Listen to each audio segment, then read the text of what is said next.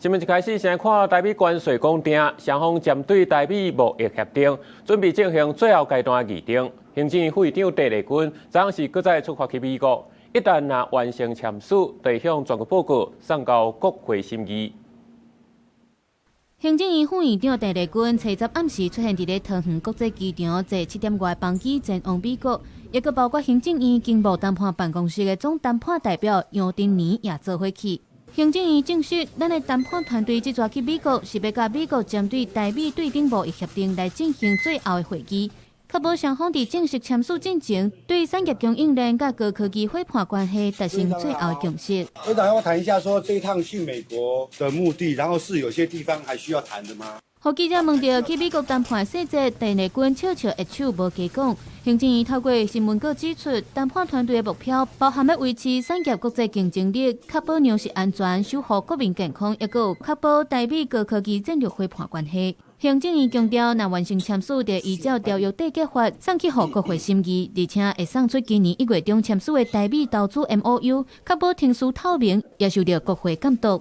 除了战略合作，随即个关税让利，佫较是一座焦点。经济部伫初10下晡特别邀请九大本土的车厂来召开关门会议。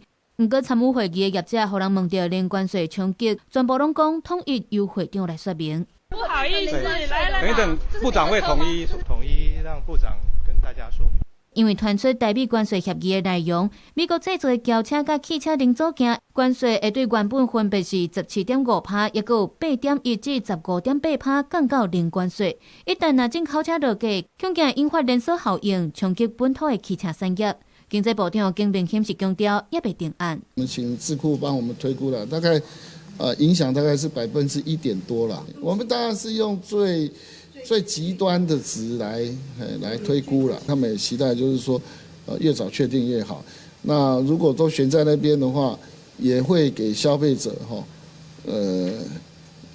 不同的期待。强调短期内影响无大，不过经济部嘛要编30亿来辅导厂商升级转型。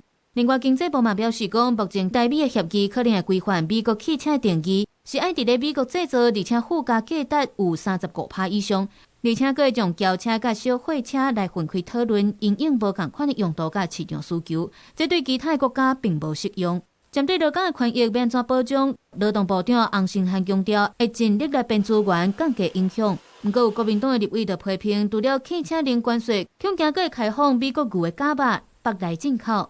行政院发言人李慧芝是回应讲，谈判团队一向拢坚持维护国家的利益，守护产业利益。守护国民健康，甲确保粮食安全4大原则。记者综合报道。